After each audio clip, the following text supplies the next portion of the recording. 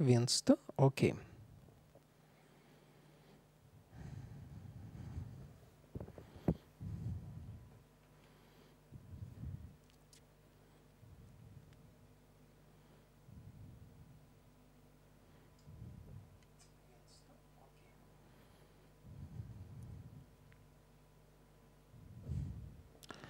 Taip, šitą mes uždarysim.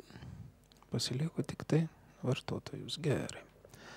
Analitika. Taip, čia viskas.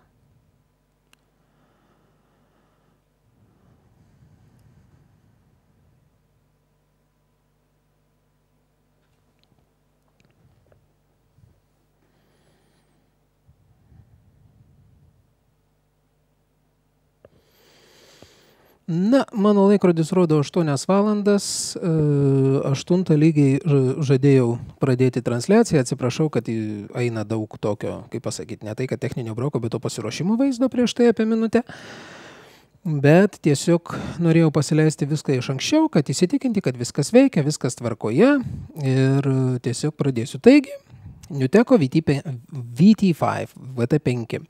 Kas tai yra? Grubiai, tai yra KTS dėžėje.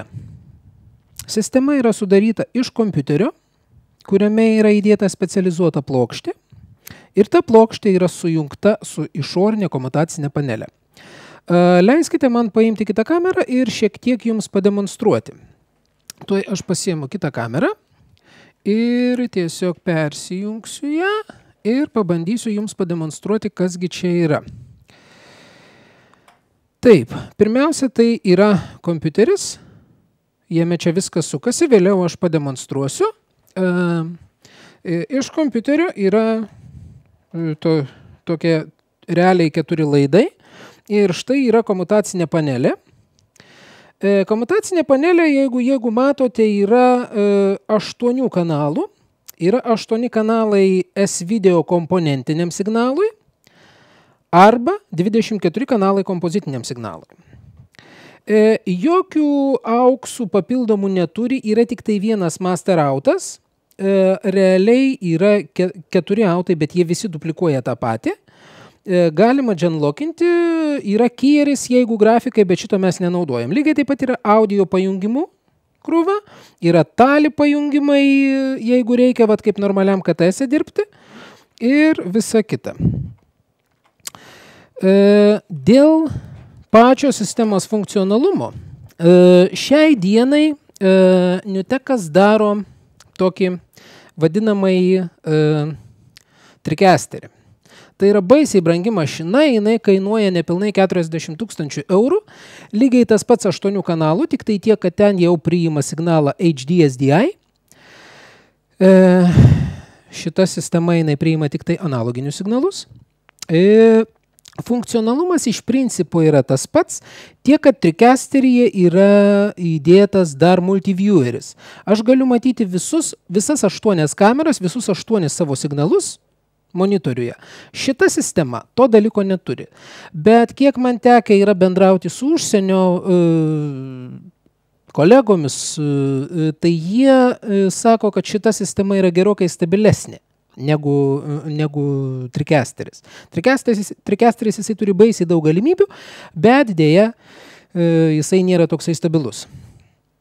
Iš tikrųjų laikas parodys. Beje, atsiprašau už šitą no-tape užrašą, turiu tik tai tokią fuflovą kamerytę, kažkokį tai handicamą seną, kuris tik tai taip ir te leidžia rodyti. Ar įdėsi kasetę, ar neįdėsi kasetės, bandžiau įdėti kasetę, tai ten dar blogiau. Taip. Dėl funkcionalumo. Apart to, kad sistema turi analoginius įėjimus kameroms ar kažkokiems tai videomagnetofonams ar dar kažkam tai, sistema turi įdomų dalyką prezentacijoms ir sakykime, ir titrus aš lygiai su to pačiu leidžiu.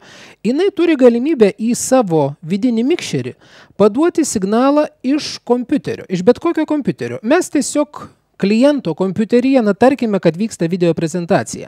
Mes į tą kompiuterį, iš kurio prezentuojama viskas, įdedame tam tikrą programėlę, egzekinį failą, kurio net nereikia instaliuoti. Jį tiesiog iš flešo įkeli ir paleidi tame kompiuteryje. Ir prisijungus prie to kompiuterio per tinklą, sistema iš karto gauna iš jo vaizdą taip, kaip tai būtų, reiškia, filmuojamas visas ekranas. Šitas dalykas yra tikrai įdomus ir kada kalbama apie titrus, tai mes titrus galime paleisti iš, sakykime, iš šone stovinčio kokio nors notebooko ir tie titrai puikiai veikia, puikiai eina. Per LAN kabelį, reiškia, per tinklo kabelį. Taigi, toliau. Dėl pačio sistemos funkcionalumo. Sistema dirba kaip paprasčiausias vaizdo mikšeris. Tai yra, aš galiu junginėtis tarp kamerų per katą. Aš galiu daryti įvairiausius miksus. Paprasčiausias feidas. Lygiai taip pat yra įvairiausių kitokių ten tų feidų. Jeigu bandyti kažkokį tai dabar rasti, pabandau pasižiūrėti, ką mes čia turime. Dave, blinds, fades, trajectories, vibes, sakykime vibesai. Visokiausi standartiniai, tarkime, tokie, jūs puikiai žinote, čia kiekvienoje sistemoje tokių yra. Tačiau sistema šita gali lygiai taip pat naudoti ir animuotus. Ir animuotus reiškia transitionus. Aš persijungsiu į šitą kamerą. Perėjimas nuo šaltinio prie šaltinio gali būti naudojant kažkokį tai animuotą gražų perėjimą. Tai šiuo atveju pabandysiu pademonstruoti kažkokį tai šviesos blyksnį. Taip, na štai. Yra sakykime, vienas iš tokių. Lygiai taip pat kažkokį tai dar papildomą, kuriuo aš jau nelabai žinau, kažką tai tiesiog demonstracijai pakroviau ir viskas. Bandau naudoti kitą, va štai yra toksai kažkoks. Čia matau yra, per kažkokius tai tokius. Yra kažkokie tai matau ir balionai. Bandau pademonstruoti per balionus. Štai. Yra vienas, žinoma, galima reversinti, kad balionai leistųsi į viršų, į apačią ir taip toliau. Tų visokiausių įdomių dalykų yra. Galima daryti. Advanced, tai šitoj vietoj net nelabai žinom. Tai va. Toliau sekantis dalykas, ką turi sistema. Jinai leidžia kiekvieną kamerą dar reguliuoti jos, tarkime, spalvingumą. Kitaip tariant, aš dabar turiu 4 parametrus, kuriuos galiu keisti. Tai yra brightness, contrast, hue and saturation. Jeigu aš dabar neatsimenu, ar kalibravimas vyksta ant aktyvios kameros, ta, kuri stovi program row, ar ta, kuri preview row. Iš karto atsiprašau visų, kurie žiūri, jeigu nesuprantate kažko tai. Vis tik tai kalba yra techninė, būtent šita transliacija skirta technikams ir to, sakykime, tokio techninio žargono, to netgi barbarizmų gal kažkurių tai techninių, tai dėja bus šitoje kalboje, todėl tiesiog nesugalvoju, kaip pasakyti lietuviškai, todėl sakau taip, kaip rašoma angliškai ir taip, kaip mes patys naudojam. Tai pavyzdžiui, preview row, program row, viskas aišku. Tai va dabar bandau, sakykime, susikelti ant kažkurios kameros saturaciją ir nežinau, ar čia keliasi ant preview kameros. Taip, čia keliasi ant preview kameros. Tai tokiu atveju aš pabandau, sakykime, jeigu jūs įsiminėte mano veidą, koks jis yra, aš pabandau pereiti kitą kamerą ir dabar ant šitos kameros bandau užsidėti didelį kiekį saturacijos, bandau grįžti ir štai. Taip atrodo susaturuota. Netgi galiu, tarkim, suktelėti hue į kokį nors, kad ir į stipriai žalią spalvą, grįžtu, va štai. Kaip atrodo? Tai šitus dalykus aš, jeigu kamera man neleidžia, aš galiu susitvarkyti iš sistemos. Jeigu dabar pasispausiu bypass, taip. Bypass, tai tokiu atveju viskas nusiėmė, viskas yra tvarkoje. Tvarka. Toliau sistema, kaip ir kiekvienas tokio lygio mikšeris, turi backgroundinį generatorių. Tai aš tuoj pat jį įsidėsiu į. Beje, kada aš kalbėjau apie tai, kad aš galiu rodyti tiesiog tuos dalykus, kas vyksta kas vyksta, reiškia, kompiuterio ekrane galiu pasiimti iš kažkur, tai aš šitą turiu pasidaręs, tiesiog galiu pasiimti kompiuterio ekraną. Iš čia, tik tai tiek, kad jis dėja prie tokios rezoliucijos bus labai mažas, tai iš karto atsiprašau. Na, bandau įsijungti ir pasižiūrėkite, jeigu matysis, na, kažkas tai matosi. Kažkas tai matosi. Šiuo atveju aš bandau reiškia, savo mikšeryje prisidėti papildomą kanalą ir jame dasidedu tą background generator. Ir jeigu aš dabar išsivedu tą background generator, kad ir per mūsų kažkokį tai tokį feidą, tai turiu tiesiog background generator, kurį galiu keisti black, solid, four corner. Sakykime, jeigu dabar yra four corner, tai man atrodo, kad aš realiu laiku galiu keisti kažkokią tai spalvą jo, taip ir yra. Galiu realiam laikę junginėti tas savo spalvas, na ir daryti, tarkime, čia tokią, čia pasirenku kokią nors žalią spalvą, čia mėlyną kažkokią tai šiek tiek gražesnę galiu padaryti ir čia, tarkime, pasirenku kokią nors juodą, kuri visada būna gražiai atrodantį video. Taip. Ir dėl intensyvumo negaliu keisti, bet yra toks. Jeigu pasirinksiu solid, tai jis man bus vienos spalvos, kurią galiu kaitalioti į ką nors, pilka, geltona, gelsva ir taip toliau. Na tai čia nieko, sakykime, tokio labai gražaus nėra. Grįžtu į save. Nervuoja mane tas transitionas, geriau užsidėsiu kokį nors tokį paprastutį. Tiksliau, ne paprastutį iš tų 3D, bet tiesiog normalesnį. Kas dabar daugiau iš sistemos galimybių? Sistema turi galimybę dėti titrus. Titrus aš galiu dėti iš lokalios, reiškia, programinės įrangos, arba galiu juos pasinaudoti iš gretimo šalia pastatyto kompiuterio. Taigi, jeigu tas, kas žiūri, yra techniškai praprusęs ir žino, kas tai yra downstream key, tai šiuo atveju mano titrai yra, reiškia, parinkti kaip downstream key. Ir štai pirmasis titras, kuris yra uždengiantis visą ekraną. Aš jį galiu jungti per cut, tai yra jisai atsiranda ir prapuola greitai. Lygiai taip pat aš jį galiu išsivedinėti per feidą. Tai šiuo atveju išsivedžiau. Ir viskas. Arba per cutą, arba per feidą. Šičia buvo titras, kuris uždengiantis visą ekraną. Štai titras, kuris dengiantis pusę ekrano.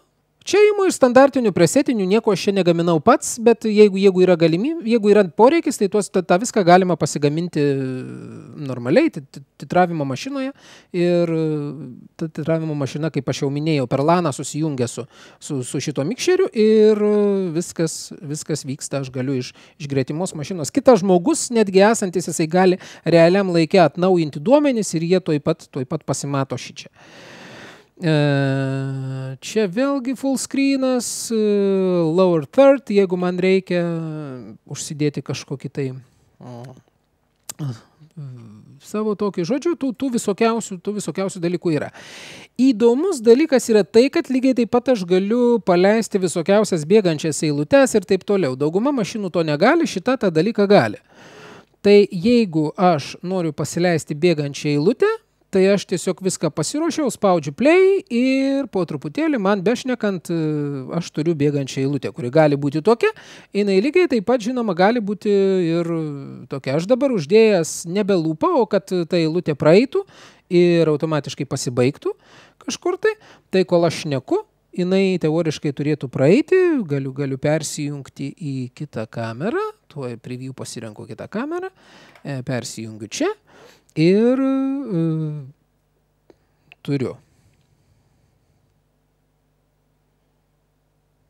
Taip. Kas daugiau? Kur yra sistemos įdomesnės vietos? Vienas dalykas, sistema turi virtualius vaizdo grotuvus.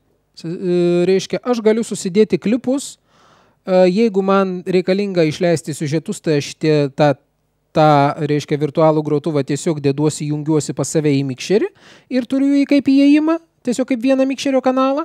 Jeigu tai yra kažkokia tai grafika su alfa kanalu, tai tokiu atveju aš iš to grotuvo turiu vėlgi deleguotis į downstream keyų ir tada aš galiu užsidėti ant bet kokio vaizdo ir rodyti su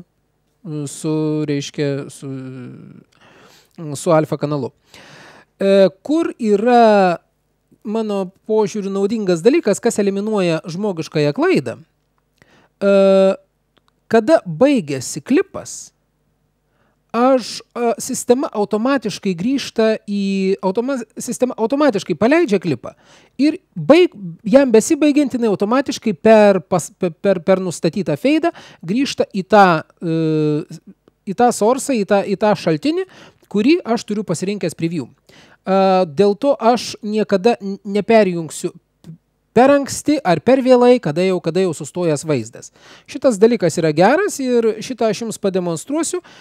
Klipo ilgis yra 1:44, tai aš labai atsiprašau, kitokio aš jo negaliu dabar padaryti. Tiesiog 1:44 vaizdo, to paties nuteko ir toliau vėlgi pamatysite, grįšime klipo pabaigoje. Visą tai rankos mano nebesiliečia, aš dabar tik tai įjungiu tą kanalą, kuriame yra nustatytas mano virtualus magnetofonas ir magnetofonas automatiškai pasileidžia, viskas vyksta ir grįžta vėl į mane automatiškai. Introducing SpeedEdit, the world's fastest video editor.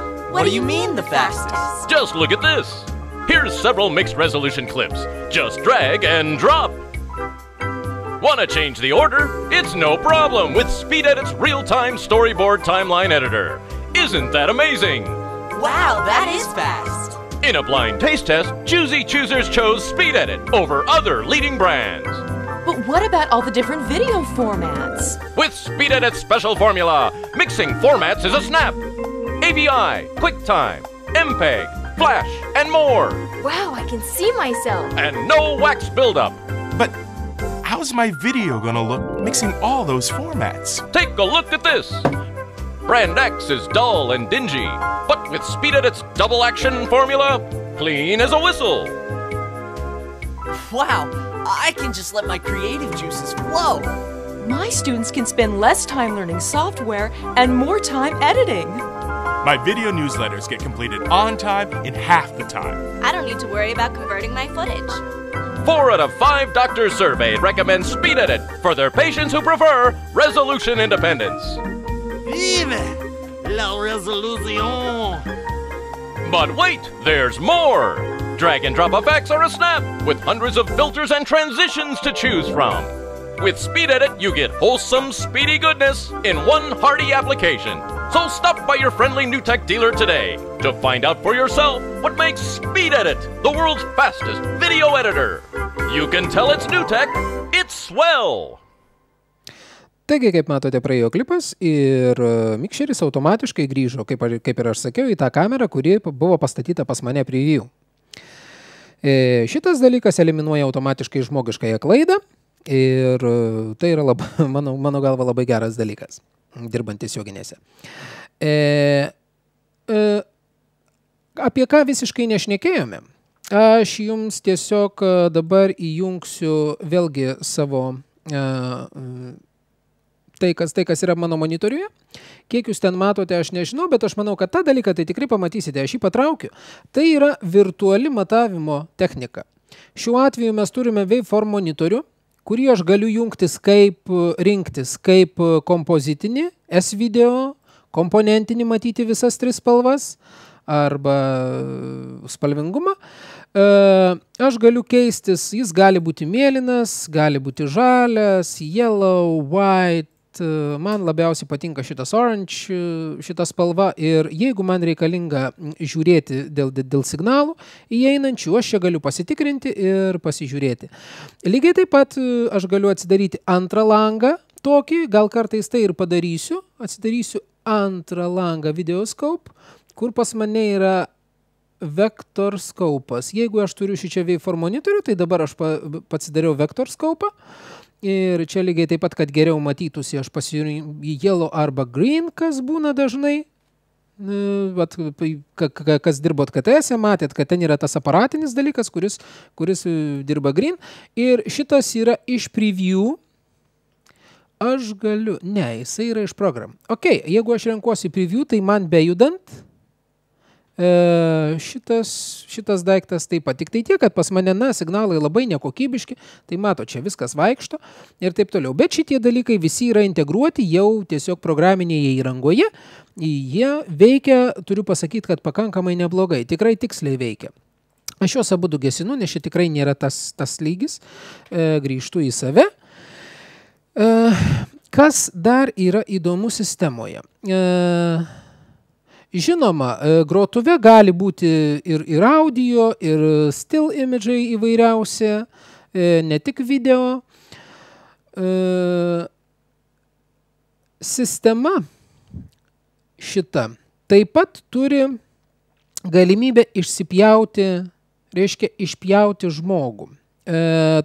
Turiu, atsiprašau, nesiseka man šiandien kalbėti, tiesiog turiu color keyerį gerą. Turiu color keyerį, aš jums parodysiu, kaip tai atrodo ir paskui pašnekėsim apie tai, kaip visa tai gražu, negražu. Kam tai naudojama, kam tai galima panaudoti. Vienas iš tokių panaudojimų, tai žinoma, va štai yra originalus vaizdelis, jų pačių filmuotas, aš dėja neturiu galimybės dabar pas save pasidaryti tokiam žaliam fone. Kokybiškai čia yra nufilmuotas jų žmogus, taigi, jis atrodo originaliai šitaip. Jeigu aš jam naudoju LiveMate, tai yra kirpimą, žmogelis atrodo dabar jau šitaip. Už jo realiai nieko nėra. Jeigu aš pasirinksiu save, štai, aš esu background'e, žmogus yra priešais mane, viskas vyksta real time ir štai aš šitokiu būdu galiu naudoti, reiškia, kažkokį tai žmogų inkrustuoti į kažkokią tai erdvę. Jeigu aš turiu iš kito šaltinio kažkokią tai erdvę. Bet čia yra realiai ne viskas. Kada mes kalbame apie tai, kamgi reikalingas va tas geras keyeris, šita sistema leidžia taip pat naudoti virtualias studijas. Tuoj aš jums parodysiu, sakykime, demo studiją, kur žmogus čia yra left. Aha. O mes jį paimkime per centrą. Aš grąžinsiu patį pirmąjį, tegul bus per centrą ir dabar štai rodau, kaip atrodo žmogus virtualioje studijoje. Štai. Žmogus virtualioje studijoje atrodo šitaip. Negana to, kad mes turime tokį vaizdą, koks yra originalus, aš galiu keisti zoomą. Zoomai yra fiksuoti 4 šotai, bet štai čia yra didžiausias zoomas, čia yra mažesnis zoomas. Kaip matote, televizoriuje tam virtualiam būsiu ir aš. Čia yra dar mažesnis zoomas, reiškia yra wider shot, nežinau kaip čia. Ir štai yra visa studija visų savo dydžių. Jeigu tai aš dabar būčiau tam, sakykime, žaliam fone, tai vat štai man nereikalinga jokia brangi studija, aš tiesiog dirbu čia ir sistema man leidžia keisti skirtingai zoomais.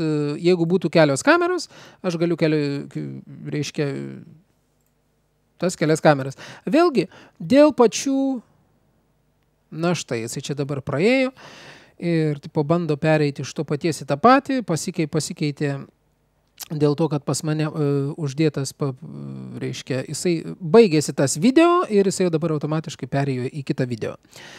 Dabar tuoj pademonstruosiu keletą tų studijų, kokios jos yra. Atsiprašau. Kad matytumėte, štai dar viena iš studijų. Ir jos skirtingi zoomai. Štai. Tikrai vaizdai visai nieko. Taip, grįžtu, atsiprašau. Taip, grįžtu į save. Tuoj pabandysiu dar vieną studiją. Newsline. Newsline. Ok. Taip. Štai, o čia man reikėjo demo center. Važiuojam. Ir štai žmogus per centrą. Tuoj aš vėlgi keičiu zoomus. Visi jie prie stalų. Aišku, čia turbūt sunkiai besimato. Bet va štai visokiausios studijos. Beje, aš dabar ant šitos studijos turbūt galiu dėti taip. Prime time reikės. Taip, prime time yra. Taip. Tokia tai studija su 2 ekranais. Deja, ekranuose gali būti tik tai vienas video. Štai aš dabar keičiu skirtingus zoomus ir... Taigi, jeigu kalbant apie ekonomiją ir jeigu kalbant apie rimtą televiziją, kurioje, sakykime, reikėtų skaityti naujienas ar kažką tai šitas dalykas tikrai yra, pakankamai įspūdingas. Sakykime taip. Iš tokių studijų, taigi, grįžtu dar dabar į save, kad parodyti kažką tai dar iš tų studijų, sakykime, Skybox. Tokiu atveju jau reikia žmogaus stovinčio ir štai turime žmogų stovintį ir turime Skybox studiją. Pabandau pakeisti jos zoomą. Štai. Skirtingi zoomai ir skirtingos tos studijos. Vėlgi grįžtu į save. Dar kokią nors vieną, ir iš tikrųjų tai ką jau ten labai prirodysi, pridemonstruosi. Viskas čia gražu, viskas čia yra tvarkoje. Utilities, double box, Electra. Sakykime, čia tai yra, aš galiu pasirinkti 2 kameras, tik tai aš dabar galvoju. Viena DDR-as. O kita, palaukit, o kurgi mano, turbūt preview, ne, efektas antroji bus kamera. Tai šiuo atveju aš galiu šitą keisti. Taip, viena kamera yra kaip magnetofonas, o kitom lange aš galiu selektinti savo kažkokį tai source'ą esantį kažkur tai. Taip, šitas, ką galiu demonstruoti daugiau, grįžtu į kažkokią tai savo kamerą. Taip, sugrįžau į savo kamerą per efektą. Kas dar? Šiaip pagrindinės tokios visos funkcijos yra šito daikto kaip ir išpasakotos, tikiuos gal taip šiek tiek padrikokai, sakykime taip. Aš atsiprašau už tai, bet yra kaip yra. Kaip jau sugebu, tai pasakoju. Tiesiog aš manau, kad jeigu bus susidomėjusių, tai pasižiūrėti visada galima, pademonstruoti ir būtų žymiai lengviau iš tikro, jeigu kas nors kažkokį tai klausimą užduotų. Kas daugiau? Daugiau yra garso mikšeris su tais visais šaltiniais garso tvarkytis. Tikrai sistema yra ganėtinai patogi. Prie jos yra... Tik tai aš šito neturiu. Prie jos galima nupirkti hardvarinį pultelį, kur aš visus tuos 8 source'us, jeigu aš juos susidedu, reiškia virtualiai kompiuteryje, aš juos tam hardvariniam pultelėje galiu spaudinėti. Gali šiandienos kameros geriau matysis. Tam pultelėje, reiškia, galiu juos spaudinėti ir viskas ir man junginėjasi virtualiai, vyksta plus. Aš turiu T-bar, kada aš galiu imti už rankenos ir tempti, nes dabar jeigu aš reguliuoju perėjimą, sakykime, aš turiu pats rinktis jam greitį. Negaliu, ta prasme, aš turiu iš pradžių pasirinkti maždaug sekundėmis, kiek aš noriu, sakykime, dabar mes praėjom taip, arba aš paimsiu paprasčiausią feidą kad jūs suprastumėte štai. Aš galiu dabar su pele pasiilginti gerokai transition speed ir tada jisai man praeina. Arba galiu labai, labai greitai. Turiu.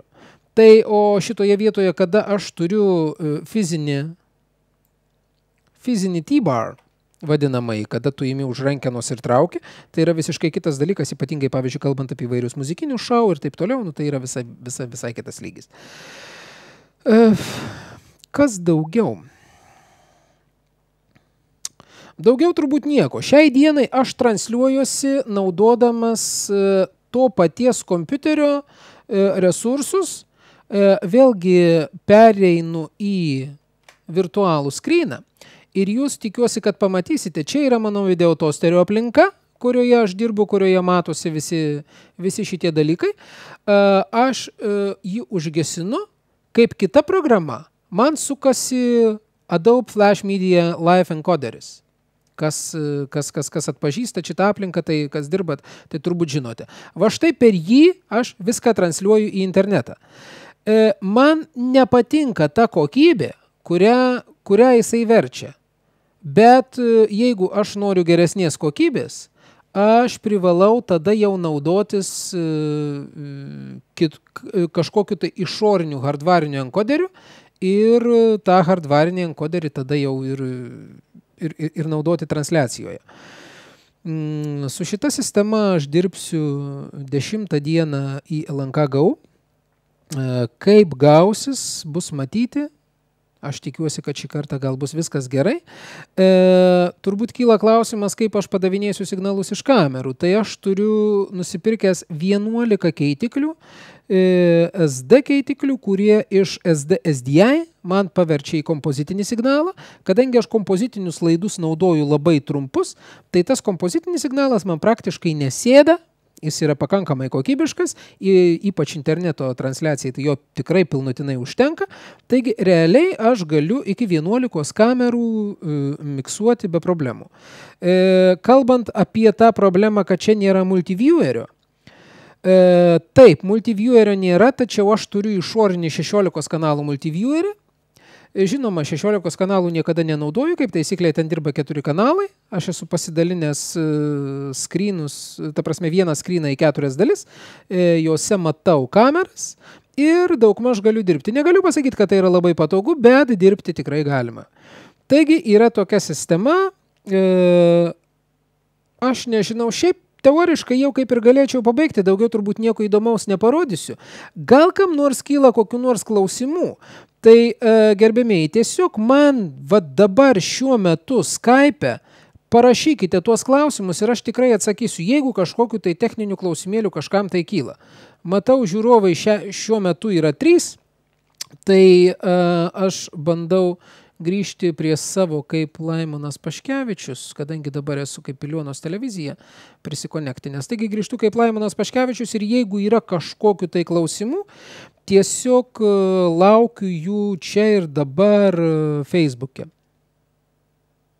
Turbūt sakiau Skype. Ne Skype, Facebook'e laukiu.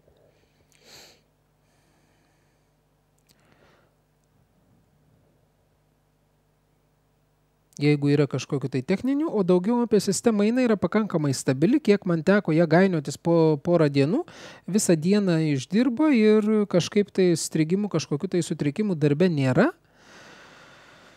Na, nežinau, kas toliau. Galimybės tikrai yra pakankamai didelės. Žinoma, vienam žmogui apsitarnauti yra problematiška. Vienam žmogui apsitarnauti yra problematiška, reikia, kad būtų 2. Bet tam, kad būtų galimybė dirbti 2, vėlgi reikalinga tas hardvarinis mikšeriukas, reiškia, ten ne mikšeriukas, ten grinai kontroleris. Jisai jungiasi per USB ir tiesiog tai, ką aš spaudau fizinius tuos mygtukus, tai čia tiesiog softiškai persijunginėja tie inputai, kuriuos aš nuspaudžiu tenai.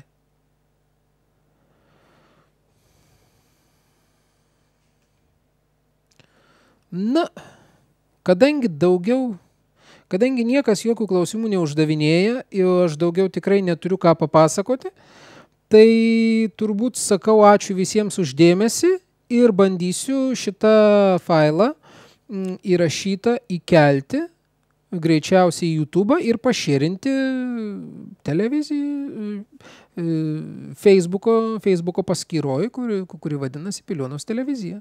Taigi, ačiū visiems, kas žiūrėjo. Ir sakau iki sekančių susitikimų. Turbūt taip.